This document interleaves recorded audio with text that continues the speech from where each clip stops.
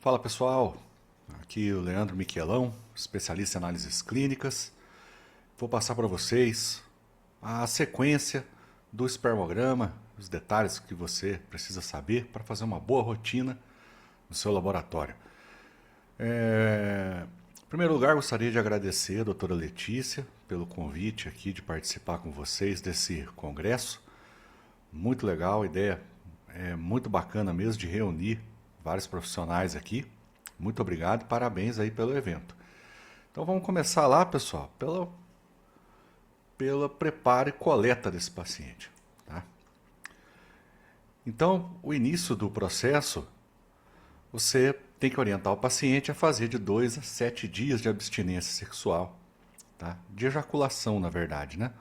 O paciente pode confundir. Então, ele tem que passar para ele ficar 2 a 7 dias sem ejacular. Por que esse valor aí? Por que esse tempo? A OMS faz um estudo em vários continentes e a conclusão que se chega é que os espermogramas que foram feitos com esse período foram que apresentaram melhor viabilidade. Então, por isso que é feito 2 a 7 dias de abstinência ejaculatória. Tá? O paciente vai responder a um questionário. Esse questionário você vai receber aí também para aplicar aí no seu laboratório. E aí, esse questionário ele traz informações, se o paciente já fez ou não fez o espermograma, que resultado que deu, que medicamento que ele utiliza. Isso ajuda você na interpretação do exame. Às vezes evitando uma nova coleta e às vezes também levando você a solicitar essa nova amostra para confirmar algum resultado mais impactante. Tá? A coleta, de preferência no laboratório. Se caso o paciente quiser colher em casa, dá para fazer, contanto que ele esteja 30 minutos após a coleta no laboratório. Lembrando que às vezes o material vai chegar para você e ele já se liquefez. Então o parâmetro coagulação, ele não vai ser analisado e nem a liquefação. Apesar de estar liquefeito, você precisa saber se ocorreu coagulação, que é um mecanismo de proteção dos espermatozoides no ambiente vaginal muito ácido. Os espermatozoides operam melhor em ambiente alcalino, né? O ácido vai matar. Então a coagulação é importante por esse motivo você analisar. Tá? E você coloca na observação que não foi analisado nem coagulação nem liquefação secundária devido à coleta domiciliar. Uma observação que você põe lá no laudo. Agora a gente vai falar sobre a macroscopia. Então, a partir do momento que passou a parte de liquefação, que você pode esperar essa liquefação até 1 hora no máximo. Normalmente ela acontece já em 15 minutos, 20 minutos no máximo, ele já está liquefeito, você já pode fazer o exame. Caso ele não esteja ainda liquefeito, aguardar até 1 hora no máximo. Deu 1 hora da coleta, você tem que fazer o esperma, fazer o exame do jeito que tiver ali mesmo, tá certo? Depois eu ensino um método para você liquefazer esse esperma, só que tem que ser depois da motilidade e vitalidade, porque vai ser um procedimento traumático e pode ocorrer morte de muitos espermatozoides, tá? Então é o seguinte, ó, porque os caracteres gerais, você vai colocar o tempo de abstinência, de 2 a 7 dias, o paciente vai escrever naquele questionário que eu vou mandar para vocês. O volume, como é que você mede o volume? Pega uma pipeta graduada, tá? E ali você puxa o esperma na pipeta e mede o volume e coloca ali no laudo. A cor, então a cor normal é branco opaco, branco opalescente, é a cor normal do espermatozoide, do esperma, desculpe. E você pode ter variações de cores. Por exemplo, imagina um paciente ictérico com uma hepatite, por exemplo. Ele pode ter um esperma amarelado. Você coloca lá, amarelado. Tá? Pode ser que tenha sangue. Então você coloca eritrocrômico. Então pode estar purulento, uma inflamação, uma infecção. Então você coloca acinzentado, por exemplo, aquela cor do pus, né? Ou amarelado, às vezes também pode aparecer. Dependendo da cor, variar, você pode colocar. Ele pode ficar meio amarelado naturalmente. tá? Não tem nada de alterado no esperma, ele pode estar um pouco amarelado, mas assim você mantém branco opaco ali, se você não observar leucócito, não observar sangue, nada, nenhuma alteração do paciente, você pode manter o branco opaco, porque é normal. Essa pequena variação de cor é fisiológica. Aí você vai olhar a coagulação. O que é a coagulação? No momento da ejaculação, em vivo, isso é muito discreto, praticamente não acontece, tá? Fica menos geleificado. Mas in vitro ele geleifica muito mais, fica uma bola de gel dentro do potinho ali, você vai olhar. Então, grumos de coágulo ali. Isso é coagulação, mecanismo de defesa dos espermatozoides e também ajuda, no momento em que ele é ejaculado lá próximo do colo do útero, ajuda a fixar aquela massa lá próxima do, do colo do útero, facilitando a penetração dos espermatozoides. Tá?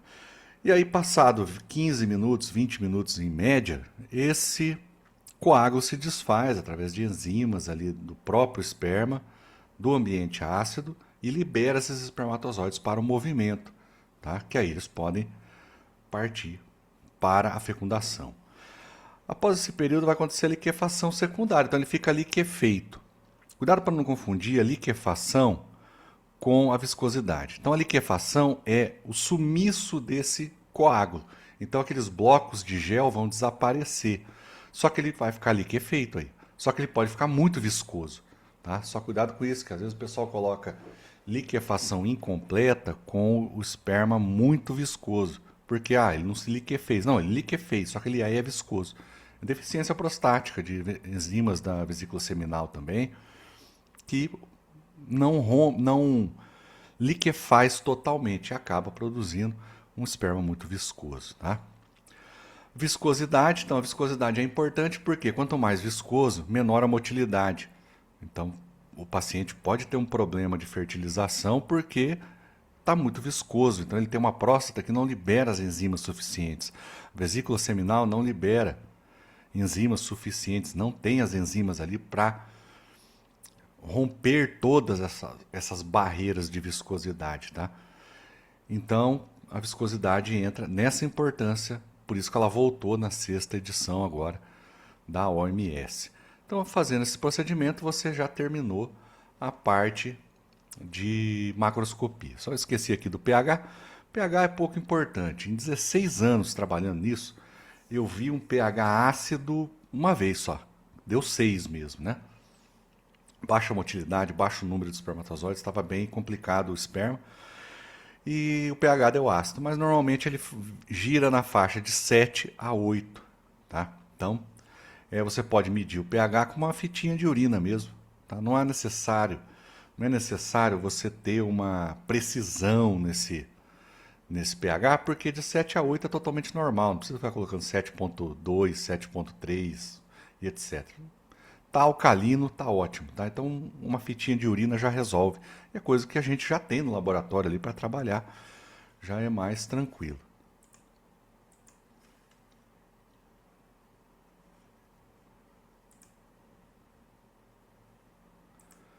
Então aqui a gente vê a cor original do esperma, ele é branco opaco, tá? Você pode encontrar ele, por exemplo, assim, ó, hemorrágico, tá? Já apareceu pra gente várias vezes. Pode ser infecção, um trauma, uma torção testicular. Muitas vezes esse paciente, por exemplo, aqui, ele não tinha sintoma nenhum, nenhuma dor, ele não tinha nada, ele só estava observando que quando ele ejaculava era sangue, cultura negativa, tá? Leucócitos, não deu a quantidade de leucócitos suficiente, então o que vai acontecer? Ele vai precisar ir no médico, fazer um exame de imagem, ultrassom, tomografia, ressonância, não sei como é que o médico vai tratar isso aqui. Mas ele vai precisar investigar mais a fundo para ver por que está sangrando assim. Tá? Agora a gente vai para a parte de microscopia. Então fizemos a macroscopia, já analisamos volume, pH, etc. E agora entra a parte microscópica. Então, a primeira parte que você vai fazer da microscopia é a motilidade. Então você vai determinar os rápidos, progressivos rápidos, que é a categoria A, progressivos lentos, que é a categoria B, não progressivos, que é a categoria C, e imóveis, categoria D. Muito importante lembrar que os imóveis, eles não são mortos, tá? Você não pode considerar imóvel como morto. Nós temos duas condições: a astenospermia, onde os espermatozoides estão vivos, porém parados, né? E a necrospermia, onde realmente eles estão mortos aí. Isso vai ser determinado pela vitalidade na eosina nigrosina, caso você tenha uma motilidade total abaixo de 40%. Se você fez a motilidade e o total A, B e C estão acima de 40%, não é necessário você recorrer à vitalidade. Ou seja, você pode economizar aí o reagente, né? Ele vem pouquinho, tá? Então é bom, nesses casos, você nem fazer a vitalidade. Mas deu abaixo de 40%, A, B e C, você faça, então, a vitalidade, tá? Você pode lançar a mão também da quinta edição, que para laboratórios de análises clínicas, não falando em embriologia, onde é mais aprofundado, você só vai medir os progressivos, independente de velocidade, não progressivo e imóveis. Você pode fazer tranquilamente. Para laboratórios de análises clínicas, ele seria até o ideal, tá? Fica até mais preciso, porque realmente é difícil no início, pelo menos, você identificar A e B, né? Mas o que é o A? Vamos falar um pouquinho aqui da velocidade do ar. Então imagina que essa tela aqui que a gente está vendo é um campo microscópico. Então o ar ele vai atravessar bem rapidinho, assim, ele vai passando bem rápido, um movimento bem vigoroso da cauda e ele atravessa rápido. O B, pessoal, ele é bem lento, tá? Então ele vai sair daqui de baixo, ele vai bem devagarzinho, assim, ó, ele vai muito lento, tá? Esse é o B. Se tiver uma velocidade razoável, é A, tá? O B somente quando ele está nadando bem lentamente. Ele demora muito para sair de um ponto X a um ponto Y. O C, ou ele vai bater a cauda no mesmo lugar e não vai sair do lugar, ou ele vai ficar correndo atrás do rabo, fazendo círculos assim, ó. Ele é o C, não progressivo. O A e o B, eles podem fazer curvas, mas eles têm que fazer curvas grandes assim. Não tem problema. Tá? O B é lentinho, ele vai lento, lento, lento, lento, vai fazendo curva gradual. Tá? Isso também é progressivo, considerado como progressivo. O imóvel, óbvio, ele não se mexe. Tá? Após esse procedimento, se você deu abaixo de 40 o A, B e C, ou o progressivo e não progressivo na quinta edição, você vai lançar a mão da vitalidade, onde você vai corar a eosina nigrosina, que você pode tanto preparar o reagente, como você pode comprar esse reagente pronto, que eu recomendo altamente que você faça. Que você compre esse reagente pronto, porque ele é mais estável, o resultado dá em cima é o filé, tá? Agora, quando você manda manipular ou você faz no laboratório, qual é o problema? Ele funciona para aquele espermograma. Se chegar um espermograma 8 horas da manhã e chegar um outro 3 horas da tarde, esse reagente que você preparou já não vai funcionar muito bem. Não tem estabilidade, tá? Ele é muito ruim. Faz uma grande sujeira. Você tem que usar filtro. É uma confusão para preparar esse reagente. Então é melhor que você tenha já um reagente industrial, já pronto para usar. Tá? Eles são muito mais estáveis. E você não perde tempo. Eles não são caros. Você vai pagar aí entre 150 a 300 reais no máximo. Depende de frete, depende de um monte de coisa. Mas o preço do reagente em si é ali em torno de 150 a 200 reais. Tá? Você vai pagar por esse reagente. Depende da marca, às vezes pode ser até mais barato. Tá bom? Então eu recomendo que você utilize. Dá para fazer muito espermograma. Não tem de cabeça que quantos dá para fazer. Porque às vezes a técnica erra, vai fazer a técnica ali, erra, tem que fazer de novo, então acaba acontecendo algumas perdas no meio do caminho. Eu não sei dizer para você quantos espermogramas dá para fazer, mas dá para fazer bastante. A gente toca quase o mês inteiro. Isso que entra espermograma praticamente todos os dias. É um dia ou outro que não entra. E a gente usa ele praticamente o mês inteiro. Tá? Então é bastante, dá para fazer bastante, apesar do pouco volume que vem nesses que você compra pronto já. Aí nós vamos fazer a concentração espermática, tá? Que deve ser acima de 15 milhões, diluição 1:20, em oligosospermia, eu já vou explicar isso, você não precisa diluir, você faz ele puro. E aqui eu vou passar a técnica de concentração na câmara de Neubauer. Tá? Então, câmara de Neubauer, eu não uso Mackler, ela é bastante cara. No AliExpress você encontra por R$ 1.000, 1.200, aí tem mais o frete, mas ela não é a Mackler propriamente dita, é um hemocitômetro ali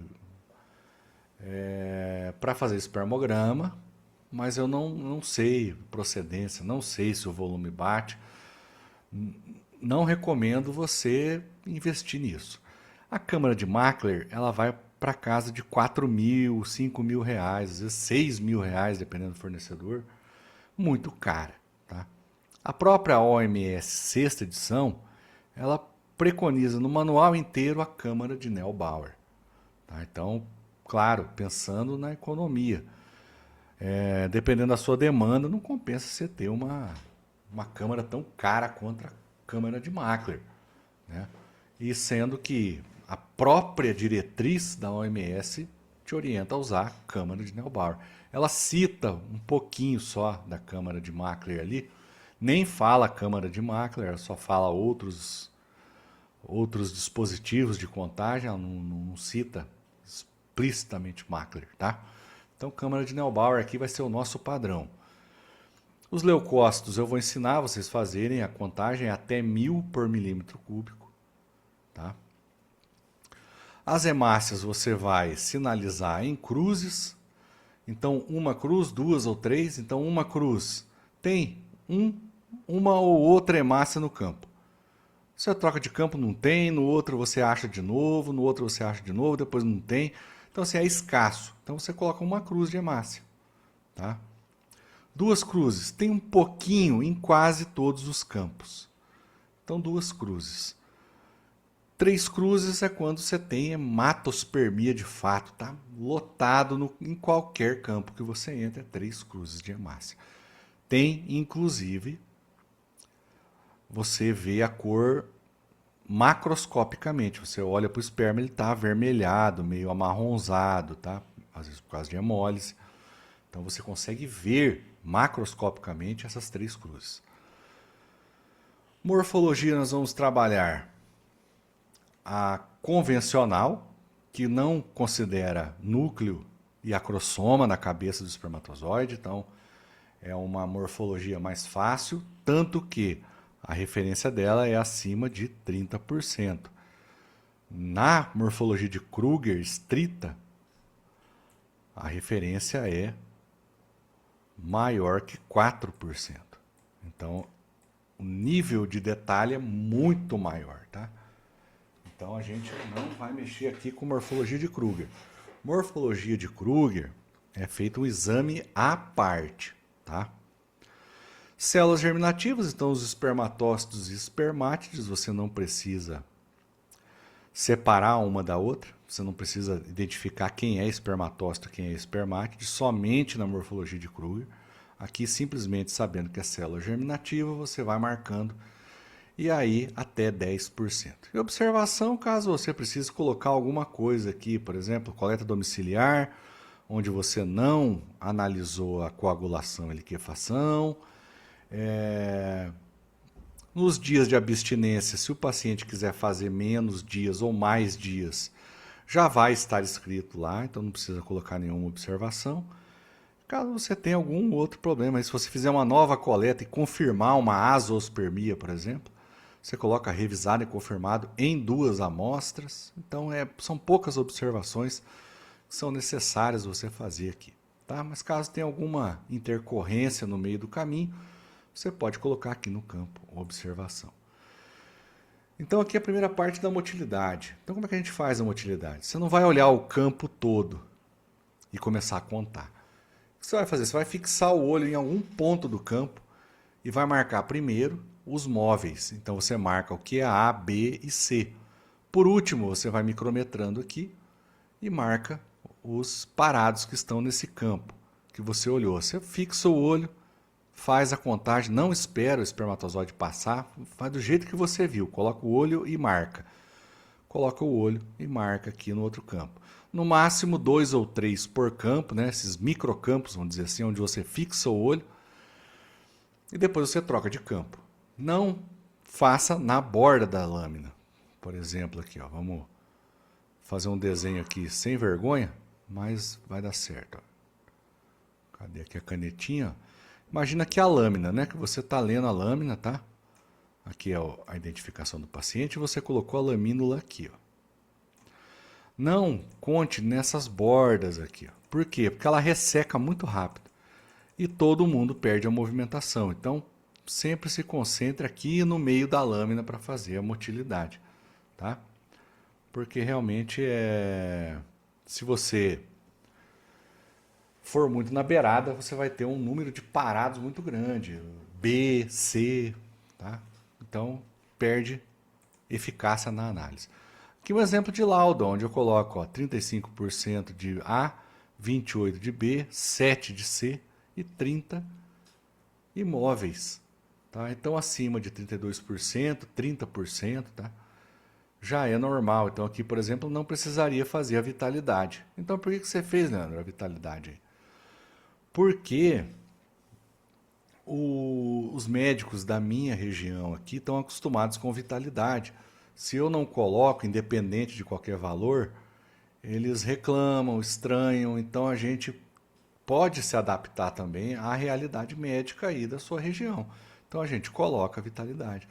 Quando dá oligosospermia extrema, você não faz vitalidade, você não faz motilidade, nem vitalidade, nem morfologia, nem células germinativas. Por quê? Porque a amostra é muito pequena. Abaixo de 1 milhão de espermatozoides, você não faz nenhum parâmetro microscópico. Mas os médicos aqui gostam de, pelo menos, a motilidade colocar. A gente coloca sem problema. Mas é uma questão adaptada aí, tá? Para atender os médicos que, querendo ou não, são eles que vão pedir os exames aí para nós. Aí você fez a motilidade, deu abaixo de 40%, você vem para a vitalidade, onde você vai utilizar a eosina nigrosina, tá?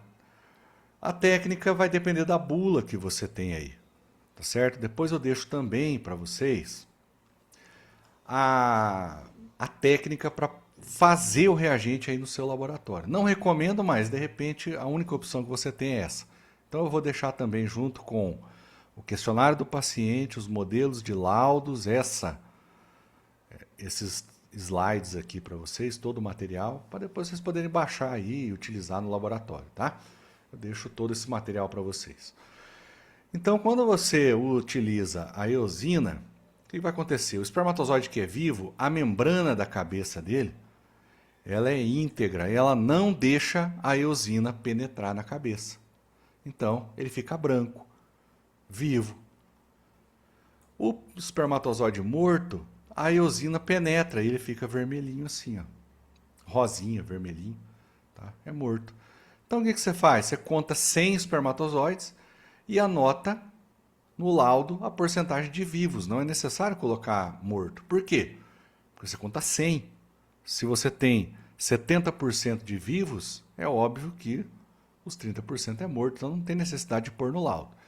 Mas, como eu disse, se você quer pôr, às vezes o seu sistema não pode mudar, tá tudo bem, é só colocar, tá tudo certo, tá? Sem problema nenhum. Aqui um exemplo de vitalidade, ó. Olha a motilidade, ó, 20% de imóveis, aqui na quinta edição, ó, progressivos, não progressivos e imóveis, e 80% de imóveis, ó, 14% de vitalidade. Tá? Então a vitalidade baixa, né? Ó, baixo volume. E a quantidade de espermatozoides? Normal, muito normal. E pode acontecer isso, né? Pode. Não é só na oligosospermia que você tem mortes de espermatozoides. Você pode ter uma obstrução por varicocele e ter uma contagem completamente normal. Tá? Pode acontecer de tudo no espermograma. O importante é que cada parâmetro que você faça, você tenha consciência do que está fazendo e saber interpretar aquilo ali. Então, agora a gente já viu motilidade e vitalidade, nós vamos olhar a concentração espermática. Tá? Uma parte muito importante, você precisa saber fazer certinho. Um espermograma aí que esteja normal, você vai fazer sempre a diluição 1:20. E a referência é acima de 15 milhões de espermatozoides. Então, como é que faz? Você vai pegar um tubinho de vidro, esse tubinho de... O pessoal fala tubinho de hemólise, né? O tubinho de vidro, tubinho de glicose. Você vai colocar 500 microlitros de salina. Tá? Pode ser água destilada? Pode. Não gosto, porque ela pode lisar algumas células redondas. Então eu uso salina, tá? Soro fisiológico a gente está usando o tempo todo no laboratório. Dá para fazer tranquilamente aqui. Coloca 500 microlitros. Aí você vai descartar dessa salina aqui mesmo 25 microlitros, vai jogar fora. Vai pegar 25 microlitros do esperma aqui e vai colocar nessa solução onde você tirou esse 25. Então você tira 25, põe 25, você tem uma diluição 1:20. Homogeniza e leva para a câmara de Neubauer. Então aqui a gente vai ver a contagem. Você deve contar os 4 quadrantes laterais aqui. Ó. Esse quadrante aqui, esse quadrante aqui, esse aqui e esse aqui. E observe que cada quadrante desse tem 16 quadradinhos dentro, certo? Só que a gente vai pegar um atalho aqui, a gente vai multiplicar. Por quê? Porque se você contar toda essa área aqui dos espermatozoides, às vezes tem 200 espermatozoides aqui, você leva muito tempo fazendo. Você pode encurtar o caminho fazendo essa técnica que eu vou mostrar para você. Então o que você faz? Você conta 4 subquadrantes, como está ali, tá? Subquadrantes. E aí, por que eu falei que a gente tem 16 em cada um? Porque nos 4 nós vamos ter 64 quadradinhos. Então o que você faz? Você pode contar qualquer subquadrante, qualquer 4 subquadrantes. Então eu posso contar esse, tanto faz. Por que eu estou mostrando esse aqui bem longe um do outro? Porque eu tenho uma amostragem melhor, mais diversificada. Então eu conto esse primeiro subquadrante, esse segundo aqui, depois esse aqui, depois esse aqui. Aí eu faço uma contagem aqui, só para ver se está batendo mais ou menos. Sempre vai dar certo se tiver bem homogêneo a distribuição. Então vamos supor que eu contei 30 aqui, 30 espermatozoides aqui, 30 espermatozoides aqui, 30 aqui. Então eu contei 120. Então é vezes aí 16, por quê? Porque eu contei 4, agora eu preciso saber, em toda essa área dos 4 quadrantes, eu preciso multiplicar por 16. Contei 4 vezes 16, 64.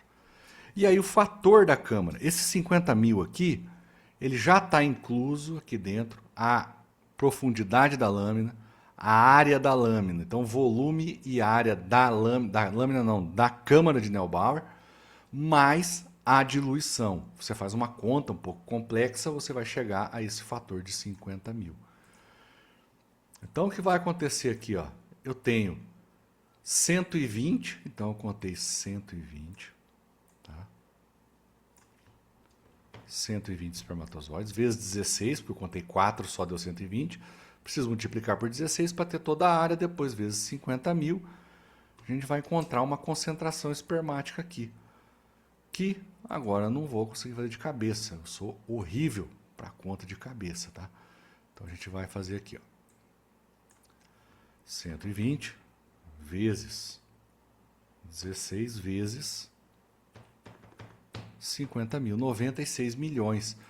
Então a resposta aqui dessa equação é 96 milhões de espermatozoides. Tá? Essa é a quantidade de espermatozoides que você tem por ml. Tá certo? Então, por ml eu tenho 96 milhões por ml. Leandro, se eu quiser calcular o número de espermatozoides no ejaculado, como é que eu faço? Você vai pegar o 96 milhões e vai multiplicar pelo volume que você mediu lá na pipeta. Então vamos supor que eu medi 2,5. Quanto que vai dar isso? Vamos ver. O número de espermatozoides na amostra. Então você faz 96 milhões vezes 2,5. Você tem 240 milhões de espermatozoides nessa amostra que você está fazendo aí a contagem. Tá? Só isso. Por que eu não coloco no laudo isso aqui? Porque é só o médico pegar isso aqui e multiplicar pelo volume que você já deu. Deixa o laudo mais limpo e o médico faz a conta ali conforme ele precisa. Tá? Se ele precisar. Aí a gente vai ter também, pessoal... Opa, será que eu não coloquei aqui? Deixa eu só dar uma verificada no... Estou achando que eu não coloquei células redondas. Eu não coloquei células redondas, eu vou montar aqui o slide e já volto a falar para vocês das células redondas. É essa aqui. Ó. Ah, tá aqui. Ó. Células redondas. O que é células redondas? Elas são leucócitos e espermatócitos e espermátides. Células imaturas e leucócitos. Elas estão espalhadas pela lâmina aqui. E você não tem como saber o que é o que pelo afresco. Então você faz a contagem de células redondas. Como é que faz essa contagem? A célula redonda ela costuma aparecer não em muito grande quantidade. Então não vai fazer essa técnica do espermatozoide. É no mesmo tempo, tá? Você conta o espermatozoide, contou, botou lá a concentração, agora você vai contar células redondas nos 4 quadrantes. Mas ao invés de fazer por 50 mil, você vai reduzir esse fator. Então você vai contar as células redondas nesse quadrante inteiro, nesse quadrante inteiro, nesse inteiro e nesse inteiro. Então, células redondas que você contou a contagem dela, você vai multiplicar pelo fator 50. Então, vezes 50. Então, eu encontrei, por exemplo, 2.000 células redondas. 2.000 não, desculpa. Eu encontrei, por exemplo, uma quantidade de 50 células redondas. Vezes 50, 2.500. Tá? É a quantidade de células redondas que eu encontrei. Veja bem, a referência do leucócito é até 1.000 leucócitos. Como eu contei 2.500 células redondas, pode ser que tudo isso seja leucócito. Se for mesmo, é inflamação. Então eu vou fazer lá na lâmina de morfologia, que nós já vamos chegar lá, a definição de leucócitos. Caso dê abaixo de 1.000 as células redondas, então você não precisa se preocupar com leucócitos, porque não tem como o leucócito dar mais que 1.000. Se você contou 700 células redondas, 750, 800, não tem como dar inflamado isso, porque não vai dar de jeito nenhum leucócito acima de 1.000. Então você não precisa nem se preocupar com leucócito. Mesmo que tiver lá na lâmina, não tem problema. Não vai dar contagem para você acusar uma inflamação. Tá? Então essa é a definição aqui e as contagens das células redondas. Terminada essa parte, a gente vai para a morfologia. Você vai corar um guinça. Então você pode pegar tanto o esperma puro e fazer uma lâmina, pinga o esperma e faz o esfregaço igual de hemograma, como você pode fazer essa técnica aqui. Eu vou aproveitar esse espaço em branco para colocar a técnica para vocês. Depois eu coloco separadinho para vocês entenderem. Então você coloca, por exemplo, 2 ml ou o que você conseguir, às vezes vem a amostra com pouco volume, 2 ml de esperma, mais 4 ml de salina. E aí o que você vai fazer com isso aqui? Você vai centrifugar. Fugar 900 RPM por 10 minutos. Nós vamos lavar o esperma. Para quê? O esperma é cheio de sujeira, resto de coágulo, essa coisa toda. E aí, quando você faz a lâmina com ele puro, às vezes não fica muito legal. Você pode utilizar esse método que eu estou passando para você. Você vai fazer uma lâmina bem melhor. Centrifuga por 10 minutos. Aí você vai fazer o quê? Descarta esse sobrenadante. Descarta sobre nadante e repete o processo mais 2 vezes. E está pronto a papa de esperma. Joga todo o sobrenadante fora, fica só com a papa de esperma. Aí aqui que está o segredo legal para você fazer. Você vai colocar 50 microlitros de soro aleatório de paciente. Não precisa ser do mesmo paciente. Qualquer paciente. Pega lá 50 microlitros do soro de um beta de uma paciente, de uma creatinina de um paciente lá. Qualquer coisa. Pega 50 microlitros de soro e coloca nessa papa de esperma. Homogeneiza bem, faz o esfregaço. Fixa muito melhor, ele cola na lâmina, dificilmente ele vai despregar. As células ficam aparentemente mais hidratadas, mais bonitas. Fica uma lâmina muito bonita, como essas que eu vou mostrar para vocês. Todas elas foram feitas dessa forma aqui, tá? Então, depois eu deixo essa técnicazinha aqui para vocês lá, para vocês fazerem no laboratório de vocês também. Então a gente entra aí na morfologia. Você pode corar guinça, pode corar panótico, ou pode corar Papa Nicolau, como eu faço aqui, que é a melhor coloração. Se você tem citologia no laboratório, já é uma rotina, utilize o Papa Nicolau. Mas, Leandro, eu não faço Papa Nicolau. Então faz guinça ou panótico. Panótico fica maravilhosa a lâmina. Fica top, você consegue ver todas as células, tudo normal. Para a morfologia convencional. Se você for falar em morfologia de Kruger, morfologia estrita, você tem que fazer Papa Nicolau. Beleza? Mas para a morfologia convencional, para a rotina de espermograma normal, você faz o guinça ou panótico, tanto faz. Então esse é um espermatozoide normal. Então você tem no espermatozoide a cabeça, e dentro da cabeça você tem a parte mais escura aqui na base, que chama núcleo, e a parte mais clarinha, que é o acrossoma. O acrossoma tem enzimas que é uma vesícula. Tá? Ela vai perfurar o óvulo para ajudar na penetração do material genético que está aqui no núcleo, no momento da fecundação. Essa divisão aqui na cabeça deve estar entre 50%, no máximo 60% a favor do acrossoma, não do núcleo. O núcleo estiver invadindo muito o acrossoma, é anormal. Mas isso é para a morfologia de Kruger. Na morfologia convencional, você só quer saber se a cabecinha aqui está oval e está ok. Peça intermediária é esse pescoço aqui, que não tem um tamanho certo. Só que essa inserção no pescoço deve estar bem no meio e deve ser relativamente fina. Depois a cauda, que vai terminando assim, gradualmente ela vai desaparecendo no esfregaço. Né? É o espermatozoide normal. Aí nós temos os problemas, né? Defeitos de cabeça, por exemplo. Uma peça desconectada é um defeito.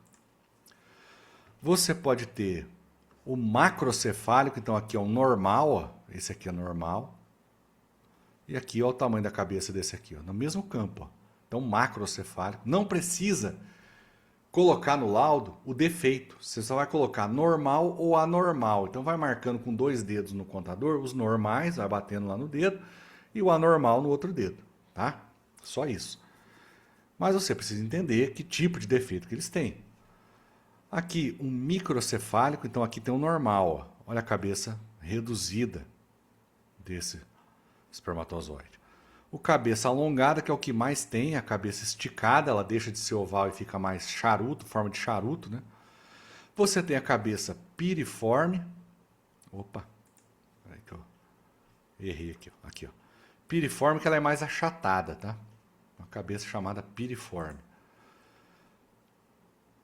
Então esses são os defeitos principais, pessoal. Você vai ter algumas coisas aí, algumas nomenclaturas aí de cabeça que não aparece muito, não tem muita importância. Essas aqui, se você guardar, tá feita a tua morfologia. Aí a gente tem o defeito de peça intermediária. Então a peça intermediária aqui, ó, irregular ou grossa, gota citoplasmática. Só cuidado com o seguinte, se a gota, essa bolinha, estiver bem pequenininha aqui, nesse tamanho mais ou menos, ó. Opa, aqui, caneta. Se ela estiver pequenininha assim, eu não vou conseguir fazer com o mouse aqui, que eu não vou ter. Aqui, ó, pequenininha assim, ao invés desse tamanho, ela é fisiológica, não deixa normal, tá tudo certo. Tá? Mas se ela tiver mais que 2/3 da cabeça, é gota citoplasmática, é extravasamento de núcleo, perdeu o material genético aqui dentro. Tá? Aí a gente pode ter a peça intermediária quebrada, ou seja, ela faz um 90 graus aqui. Tá? E finalmente, defeito de cauda. Então a gente tem a cauda enrolada. A cauda, ela pode ser enrolada, por exemplo. Vamos supor que essa cauda aqui tivesse assim, ó, fazendo isso aqui. É normal, tá? Mas se ela enrolar desse jeito, é cauda enrolada, é defeito espermático. Cortada ao tamanhozinho da cauda. Bicaudal, muito comum de aparecer também. Tá? O grampo, ou seja, ela chega aqui, ela faz um hairpin também chamado, né? O grampo hairpin. Ela fica totalmente quebrada em 90 graus e ela vaza aqui por baixo, ó, tá vendo? E também a quebrada em 90 graus, ela faz 90 graus aqui, quebra, ela é defeito também. Tá? E como é que a gente faz aqui? Aqui, só relembrando, a gente vai contar os normais e anormais, independente de que anormalidade seja. Eu só vou colocar no meu laudo normais. Qual a porcentagem? Deve ser acima de 30%, pelo menos na morfologia convencional, que é que a gente está estudando. Aí a gente entra em células imaturas, que é espermátide. Normalmente a espermátide vai ter um citoplasma muito grande, um núcleo mais lateralizado e menor. Muito citoplasma, pouco núcleo. O espermatócito, ele lembra um mielócito no hemograma. Ele tem um pouco menos de citoplasma e muito núcleo. Tá? Aqui, ó, aqui as espermátides, tá? Aqui no espermatócito. Já passando para espermátide, aqui fica meio complicado de você ter, mas ele tem um núcleo muito grande, tá? Então ainda considera espermatócito. Aqui, espermátide binucleada, trinucleada, multinucleada, pode acontecer. Espermatócito multinucleado, um espermatócito desse com 2 núcleos grandão, pode acontecer, tá? Normal também. Como é que define essas células? Então você pode ter até 10% em relação a espermatozoides. Então como é que você vai fazer a contagem? Você vai contando aqui, ó, espermatozoides, um dedo é espermatozoide, o outro dedo é célula imatura. Então você vai contando espermatozoides, vai marcando num dedo, ó, pá, célula imatura. Continua a contagem, pá, espermatozoide, célula imatura, e não sei o que, vai marcando. No final vai dar 100. Você marca a porcentagem de células imaturas. Acima de 10% significa que você pode estar tendo bloqueio maturativo. O que é isso?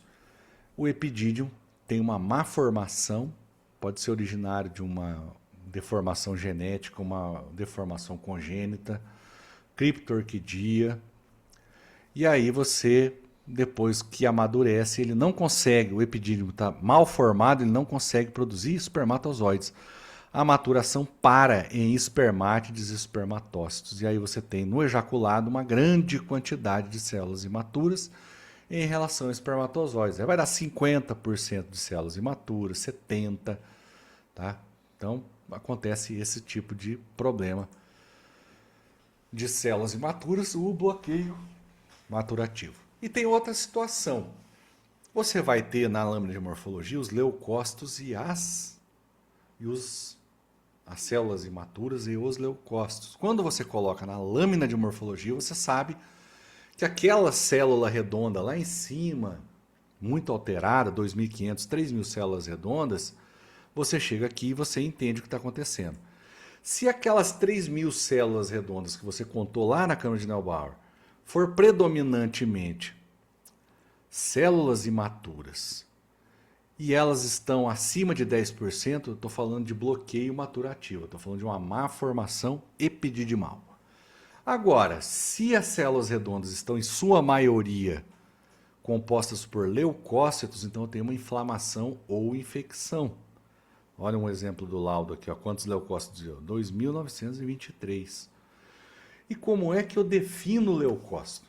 Então veja bem, vamos supor que você fez a contagem lá na câmara de Neubauer de células redondas.